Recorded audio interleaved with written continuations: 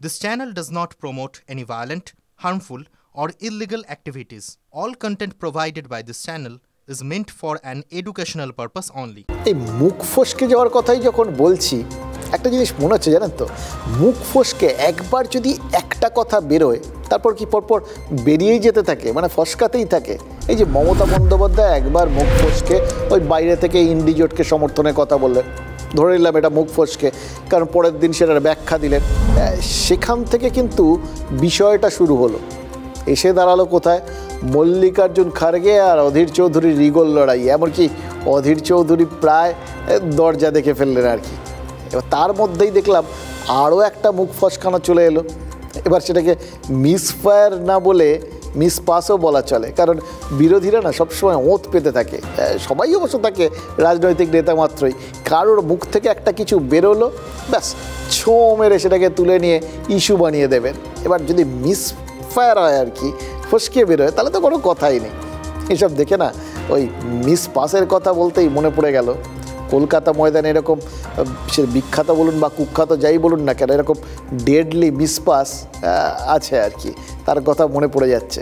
সেটাকে বলতো সেই সময় ডেডলি ব্যাক পাস, 69 সাল মোহনবাগান ইস্টবেঙ্গল ম্যাচ, গোলকিপার ভাস্কর গাঙ্গুলিকে ব্যাক পাস করেছিলেন চিন্ময় চ্যাটার্জি, ডিফেন্ডার ইস্টবেঙ্গলের। আর সেই ব্যাক পাস আসলে মিসপাস হয়ে গেছিল, মাঝখান থেকে সেই বলটা ছো মেরে তুলে নিয়ে গিয়ে গোল করে গেছিলেন মোহনবাগানের মানস ভট্টাচার্য। এবার মমতা বন্দ্যোপাধ্যায় জঙ্গলমহলে সভা করতে গিয়ে ওই গোলের বল বাড়িয়েছিলেন, কিন্তু সেই পাসটা মিসপাস হয়ে গেছে মনে হচ্ছে। তৃণমূল নেত্রীর বাড়ানো বল ধরে নিয়েছেন শুভেন্দু অধিকারী। এবার সেই বল ধরে জঙ্গলমহলে তৃণমূলের জালে বল জড়াতে চাইলেও পারবেন কি পারবেন না, গোল হবে কি হবে না সেটা পরের কথা। কিন্তু আগে বলছেন আপনাদের ওই মমতা বন্দ্যোপাধ্যায়ের পাস আর শুভেন্দু অধিকারীর ছো মারাটা একবার দেখায়। শক্তধর মাহাতো কবে জেল থেকে ছাড়া পেয়ে গেছে, কিন্তু আমার সেই দিনটার কথা মনে আছে। আমি প্রথম জঙ্গলমহল যার হাত ধরে ঢুকি তার নাম হচ্ছে ছত্রধর মাহাতো। ছত্রধর আমার ব্লকের প্রেসিডেন্ট ছিল। ছত্রধর কিন্তু তৃণমূল কংগ্রেস করতো তখন, 2008 সালের কথা বলছি আমি। এই যে কথাগুলো বললেন সেগুলো ঝাড়গ্রামের গজাশিমুলে, সেখানে মুখ্যমন্ত্রীর সভা ছিল কাল। আর সেই সভাতেই মমতা বন্দ্যোপাধ্যায় বলেন যে ছত্রধর মাহাতোর হাত ধরেই তিনি জঙ্গলমহলে ঢুকেছিলেন। শুনলেন তো? এবার 2009 থেকে 2014 এই সময় দ্বিতীয় ইউপিএ সরকার ছিল দেশের ক্ষমতায়।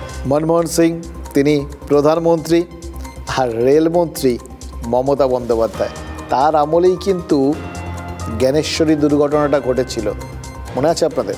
পশ্চিম মেদিনীপুরের সারডিহার খেমাশুলি স্টেশনের মাঝে লাইনচ্যুত হয়েছিল জ্ঞানেশ্বরী এক্সপ্রেস। লাইনচ্যুত বগিতে ধাক্কা মেরে দিয়েছিল উল্টো দিক থেকে আসা মালগাড়ি। 141 জন যাত্রীর মৃত্যু হয়। সেই সময় নাশকতার অভিযোগ উঠেছিল যথারীতি, আর সেক্ষেত্রে অভিযুক্ত ছিল মাওবাদীরা।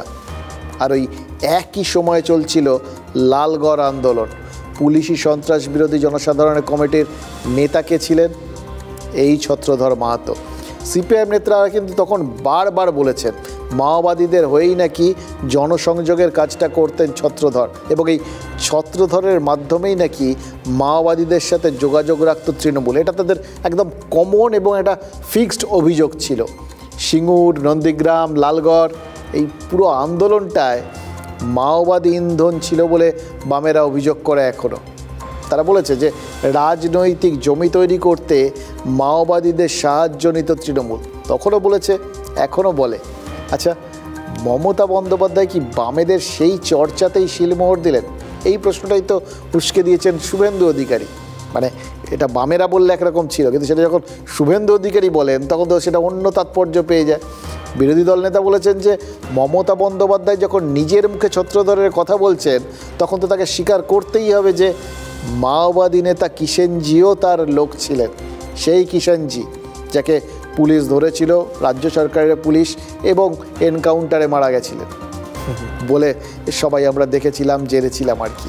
দেখুন, জ্ঞানেশ্বরী দুর্ঘটনার দায়ও সেই কথা টেনে নিয়ে সেই শুভেন্দু অধিকারী বলেছে যে তার দায়ও কিন্তু তৃণমূল নেত্রীকে নিতে হবে। বাম আমলে জঙ্গলমহল অশান্ত ছিল। মমতা বন্দ্যোপাধ্যায় বলেন যে তিনি জঙ্গলমহলকে হাসতে শিখিয়েছেন। সেই জঙ্গলমহলে এখন আবার নতুন করে কি তবে কোনো একটা মানে প্রাসঙ্গিকও হয়ে উঠছে, আবার কোনো অশান্তির ইঙ্গিতও কি দানা বাঁধছে? তাইলে সেই মানে নাশকতা, সেই মাওবাদী, এই প্রসঙ্গগুলো ঘুরে ফিরে কেন রাজনীতির মঞ্চে উঠছে? এবং আরও তাৎপর্যপূর্ণ কি জানেন, আজ সেখানে গেছিলেন বিশেষ ভোট পর্যবেক্ষক, ওই জঙ্গলমহলে পুলিশি ভোট পর্যবেক্ষক। ঝাড়গ্রাম, বাঁকুড়া, পুরুলিয়ার জেলা প্রশাসনের সঙ্গে বৈঠক করেছেন বিশেষ পুলিশ পর্যবেক্ষক অনিল শর্মা। এবার অনিল শর্মার সফরের দিন এই জঙ্গলমহলের রক্তাক্ত ইতিহাস আর সেখানে মাওবাদী ঘাঁটির কথা মনে করিয়ে কমিশনকেও কি কোনো বার্তা দিলেন শুভেন্দু অধিকারী? আর শুধু কমিশনই বা কেন, জঙ্গলমহলকেও কি তিনি কোনো বার্তা দিলেন না?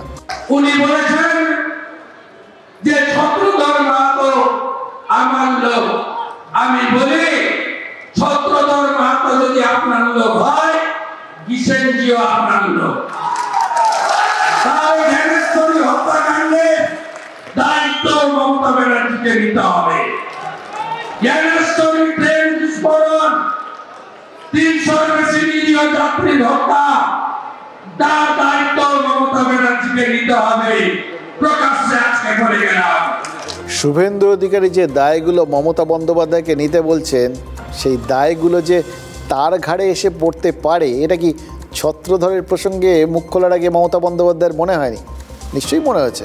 ইনফ্যাক্ট আর্কাইভ ঘাটছিলাম, জানেন তো, ঘাটতে ঘাটতে দেখছিলাম মানে অতীতে এই কথা তো তিনি বলেছেন। তিনি বলেছেন যে ছত্রধরের হাত ধরে জঙ্গলমহলের তৃণমূলকে প্রতিষ্ঠার কথা, এবং সেটা এই 2021-এর ভোটের আগেও তিনি বলেছিলেন। 2020 সালের 8ই ডিসেম্বর মেদিনীপুরের সভায় মুখ্যমন্ত্রী এক কথা বলেছিলেন। 21-এর ভোটে এই জঙ্গলমহলের 4 জেলায় কিন্তু 23টা আসন জিতেছিল তৃণমূল। মমতা বন্দ্যোপাধ্যায় কি তাহলে আসলে তার সফল অস্ত্রই আরেকবার প্রয়োগ করলেন, এবং সেটা জেনে বুঝেই করলেন? এরকম উল্টো মানে হতে পারে, উল্টো দিক থেকে তার দিকে আক্রমণ আসতে পারে, এটা কি তিনি বুঝতে পেরেছিলেন? তার কি ধরা হিসেবের মধ্যে ছিল? দেখুন, ছত্রধরের সূত্র ধরে কিষেনজি, মাওবাদী আন্দোলন, জ্ঞানেশ্বরী এক্সপ্রেস, এই অস্বস্তিকর প্রসঙ্গগুলো আসতে পারে, এবং তার জন্যে কীভাবে একটা প্রস্তুতি নিতে হবে। আমার ধারণা মমতা বন্দ্যোপাধ্যায় পুরোটার জন্যই প্রস্তুত ছিলেন, জানেন তো। মমতা বন্দ্যোপাধ্যায় তাহলে কি একটা ক্যালকুলেটিভ ঝুঁকি নিলেন, হিসেব কষে ঝুঁকি? কি হিসেব কষেছেন তৃণমূল নেত্রী? দেখুন, শুভেন্দু অধিকারী বারবার বলেন যে তার হাত ধরেই নাকি জঙ্গলমহলে তৃণমূল ঠাঁই পেয়েছে, পায়ের তলার জমি শক্ত হয়েছে। মমতা বন্দ্যোপাধ্যায় কি সেই দাবিকেই একেবারে ধুলোয় মিশিয়ে দিতে চাইলেন? কারণ ছত্রধর মাহাতোকে স্বীকৃতি দিলে মানে যে কাজটা তৃণমূল নেত্রী অনেক দিন আগেই করেছিলেন, সেইটার সঙ্গে সঙ্গে এখন নতুন করে যদি তিনি এটা প্রসঙ্গটা তুলে এনে তাকেই যাবতীয় কৃতিত্ব দিয়ে দেন, তাহলে তো শুভেন্দুর দাবিটা অনস্বাত হয়ে যায়। শুভেন্দু তো এখন বিজেপি হয়ে গেছেন, ফলে বিজেপির নেতা তিনি তার কৃতিত্বটা নিয়েই তিনি বিজেপিতে যাওয়ার চেষ্টা করবেন, বা বিজেপিতে থাকার সময়ও তার সেই অতীতের কৃতিত্বের ফল লাভের চেষ্টা করবেন। সেই রাস্তাটাকেই কি বন্ধ করে দিলেন তৃণমূল নেত্রী? তার তো এমনিতে কোনো অসুবিধা নেই।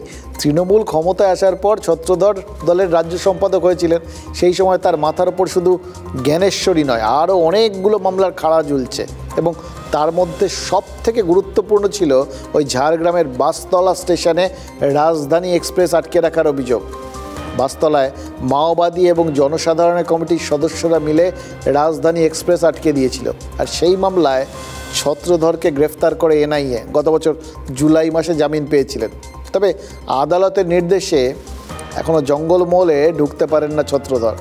গতকাল ওই ঝাড়গ্রামের তৃণমূল প্রার্থী কালীপদ সোরেনের সমর্থনে যে সভা করলেন মমতা বন্দ্যোপাধ্যায়, সেখানে ছত্রধর ছিলেন না, কিন্তু তার ছায়াকে কি ঢুকিয়ে নিলেন মুখ্যমন্ত্রী? সেই ছায়াকে ধরে মাওবাদী, ছত্রধর এবং তৃণমূলের সঙ্গে বিজেপির কায়াকেও কি জড়িয়ে দিতে চাইছে সিপিআইএম এবং কংগ্রেস? আমরা তো এটা বলছি ধারাবাহিকভাবে, গোটা জঙ্গলমহল অঞ্চলে তৃণমূল, মাওবাদী, আরএসএস, বিজেপি ঐক্যবদ্ধ হয়ে পশ্চিমবঙ্গের যে একটা বামপন্থী কালচার ছিল তাকে ধ্বংস করার চেষ্টা করেছেন, পশ্চিমবঙ্গের ক্ষতি করেছেন। বেশ 3-4টে জেলা জুড়ে বিস্তীর্ণ অঞ্চল মুক্তাঞ্চল বানানোর চেষ্টা, খুন জখম, গুন্ডামি। দিনের পর দিন সকালবেলা আমাদের খবরের কাগজে সিপিএম গরিব সিপিএম কর্মীর লাশ পড়ে থাকতে তার ছবি দেখতে হতো। তাহলে সেই খুনের সমস্ত দায় মমতা ব্যানার্জিকে আজকে নিতে হবে। এখন বলছেন ছত্রধর তৃণমূল করতো, ছত্রধর জেলে আছে, ছত্রধর যে কটা খুন করিয়েছে সেই খুনগুলো যারা করিয়েছেন সেই দলের নেত্রীরও ইমিডিয়েট জেল যাত্রা হওয়া উচিত। পশ্চিমবঙ্গের মুখ্যমন্ত্রী তার নিজের রাজনৈতিক সাফল্যের জন্য তিনি কমিউনিয়াল হতে পারেন, তিনি মাওবাদী হতে পারেন, তিনি সবকিছু হতে পারেন। তার একটাই লক্ষ্য ক্ষমতা দখল করা। সেখানটায় নীতি আদর্শকে জলাঞ্জলি দিয়ে বিসর্জন দিয়ে তিনি সবকিছু করতে পারেন।